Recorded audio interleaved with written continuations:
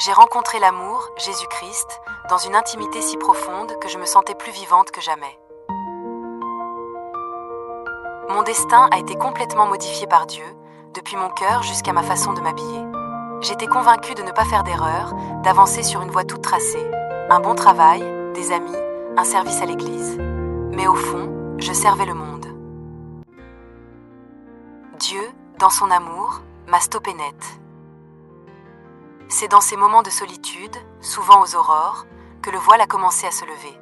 À travers la méditation de la Bible, j'ai découvert l'amour infaillible de Dieu pour son peuple, Israël. Et c'est là, entre les lignes de l'Ancien Testament et les mots de l'apôtre Paul, que mon propre sang a commencé à vibrer. Qui suis-je vraiment ?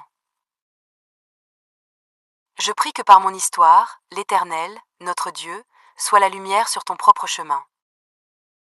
La promesse d'un rendez-vous secret.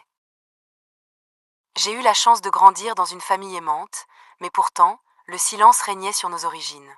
Cette branche de mon héritage était un mystère, un vide pour ma mère qui n'avait jamais connu la famille juive de son père. Par ignorance, elle ne pouvait me transmettre nos traditions, elle semblait perdue pour toujours. Mon nom est Marlène. J'ai grandi au sein d'une famille chrétienne, m'investissant avec plaisir dans mon église, menant une vie paisible. Mais sans avoir de réelle relation personnelle avec l'Éternel. Jusqu'à mes 27 ans, cela me convenait. Puis, l'Éternel m'a guidée vers une demande surprenante, presque un défi, passer mes 3 prochains anniversaires exclusivement avec Jésus-Christ. Seul avec lui. À l'époque, je ne savais pas que ce tête-à-tête allait non seulement transformer mon cœur, mais surtout lever le voile sur ce secret de famille que je portais sans le savoir. Ce que j'ai découvert durant ces moments de solitude a bouleversé tout ce que je croyais savoir sur moi-même. Jésus-Christ, l'amour, le vrai ? Il y a des rencontres qui changent une existence. J'ai rencontré l'amour, Jésus-Christ, dans une intimité si profonde que je me sentais unie à lui et plus vivante que jamais. Je ne voulais plus vivre ma vie d'avant, donc, loin des bâtiments de mon église, j'ai continué à apprendre sur Jésus. Son amour parfait, son ministère, sa personne m'ont changé et j'ai décidé de le suivre toute ma vie en renonçant à une carrière dans l'informatique, au confort d'une maison et même à mon église pour vivre quelque chose de complètement nouveau avec notre Père Céleste. Cela n'a pas été simple d'abandonner ce que je pensais être la voie toute tracée pour choisir de servir Jésus-Christ. Je suis passée par le rejet, le harcèlement et même la dépression. Toutefois, l'Éternel m'a guéri de mes blessures et m'a relevée à travers ma relation en Christ pour que j'aille au bout de ma quête, c'est-à-dire que je sache qui suis-je vraiment. Reconnexion avec mes origines juives. Oui, c'est vrai, je savais que j'avais des origines juives israéliennes du côté de ma mère sans réellement connaître le peuple juif, ni vraiment m'y être intéressée. Je n'avais pas d'opinion ni en bien ni en mal de ce peuple dont la réalité me paraissait si éloignée de la mienne. C'est en m'intéressant à Jésus-Christ que j'ai découvert son amour pour son peuple, les Juifs, à l'image de l'amour infaillible de l'Éternel pour Jacob, ou de son autre nom plus connu, celui d'Israël, son fils. La méditation de la Bible m'a conduite dans l'Ancien Testament, où j'ai ressenti une connexion particulière avec toutes les traditions juives. J'ai suivi des influenceuses juives sur les réseaux, et mon amour n'a cessé de grandir. C'est à cette période que le Nouveau Testament et les mots de l'apôtre Paul ont résonné en moi. Je demande donc, est-ce que les Juifs sont tombés dans le piège pour toujours ? Sûrement pas. Mais à cause de leur désobéissance, les autres peuples ont pu être sauvés.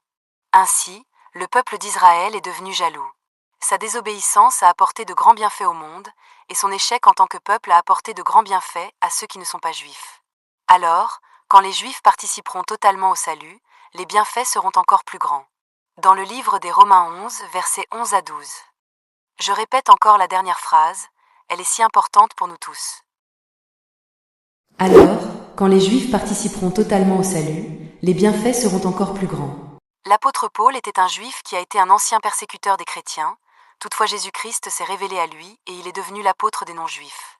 Dans ce passage, il parle du salut en Jésus-Christ. Plus de doute, malgré ma discrétion, je devais parler de Jésus-Christ, Yeshua, à mon peuple juif et dire aux chrétiens de faire de même. Nous sommes tous bénéficiaires des bénédictions de Jacob, libérés de la mort éternelle et de l'emprise du diable par le péché par l'œuvre de Jésus-Christ. Les réveils urgents à 4 heures. Pendant des semaines, l'Éternel, notre Dieu m'a réveillé à 4 heures du matin pour bénir, prier et aimer son Fils, Israël, avec une urgence que je n'avais jamais ressentie avant. J'ai partagé mon amour et mes révélations sur les réseaux sociaux, pour le peuple juif, et reçu une vague d'amour de chrétiennes qui se sont reconnues dans mon témoignage d'amour pour Israël. Elles ont commencé à aimer, bénir et prier pour Israël. Il y a eu également en retour de la haine sur les réseaux et de l'incompréhension de mes proches, à laquelle l'Éternel m'avait préparé. Mon amour a continué de grandir pour tous les Juifs. Un jour, l'Esprit de l'Éternel m'a guidé à faire un test ADN pour confirmer ce que je sentais déjà dans mon cœur. Israël est aussi mon peuple et nous avons le même Père céleste. Les résultats ont confirmé ce que Dieu m'avait révélé dans la Bible. J'ai des origines séfarades et ashkénazes dans exactement les mêmes proportions. L'amour inébranlable de l'Éternel. Aujourd'hui, ma sœur, je t'écris pour te dire que l'Éternel, notre Dieu t'aime et a envoyé Jésus-Christ pour toi qui es juive, chrétienne, ou toi aussi qui ne crois pas en Dieu ou ne connais pas Jésus-Christ autant que moi qui ai évolué dans une famille chrétienne juive. Mes recherches sont terminées, car je sais qui je suis la fille de Dieu. Ce n'est pas par mon sang juif ni par mon lien avec la descendance de Jacob, mais c'est en acceptant Jésus-Christ dans mon cœur que je suis devenue une véritable enfant de Dieu. Et toi aussi, tu peux le devenir. Tu n'as pas à être sainte, te réveiller à 4 heures du matin ou d'attendre 3 anniversaires, ou bien à renoncer à ta communauté, aux lois de Moïse, car elles sont aussi dans la Bible. Pourquoi ? Parce que Jésus-Christ a suivi les mêmes traditions et la loi que, peut-être, tu suis toi aussi. Jésus ne les a pas abolies, mais est venu pour les confirmer, pour nous montrer notre désobéissance ancestrale, depuis Adam et Ève dans le jardin d'Éden. Une désobéissance qui nous a éloignés de l'Éternel, notre Dieu, et que les sacrifices ont recouvertes sans jamais l'effacer. Jésus-Christ, le médiateur. L'Éternel avait son plan, c'est-à-dire que Jésus-Christ nous libère du poids de notre péché à la croix. Il est mort, mais le plus important est qu'il est ressuscité pour effacer notre péché et ses conséquences. De même, il nous a réconciliés pour toujours avec l'Éternel, notre Père. Il n'y a pas de médiateur dans la religion juive moderne, alors qu'il y en a eu un avant, Moïse, qui a lui-même annoncé la venue d'un médiateur parfait entre le peuple juif et Dieu, Jésus-Christ. Jésus est le moyen ou le médiateur que l'Éternel a choisi, il a vécu notre humanité sans péché, il est le Fils de Dieu et Dieu lui-même. C'est le mystère de notre Père céleste, mais mon cœur a reçu cette conviction par le Saint-Esprit lorsqu'il a enlevé ce voile qui me masquait la vérité. Tous nos péchés passés, présents et futurs sont pardonnés en Jésus-Christ, son sacrifice parfait a payé le prix pour nous libérer de la condamnation à une mort éternelle, l'enfer. L'amour, la paix et la joie que l'Éternel donne en Christ sont incroyables et me permettent de vivre ma meilleure vie malgré les hauts et les bas.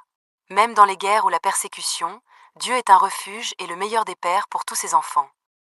Merci à toi ma sœur.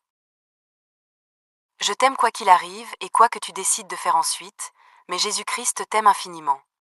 Prière pour accepter Jésus-Christ comme Seigneur et Sauveur.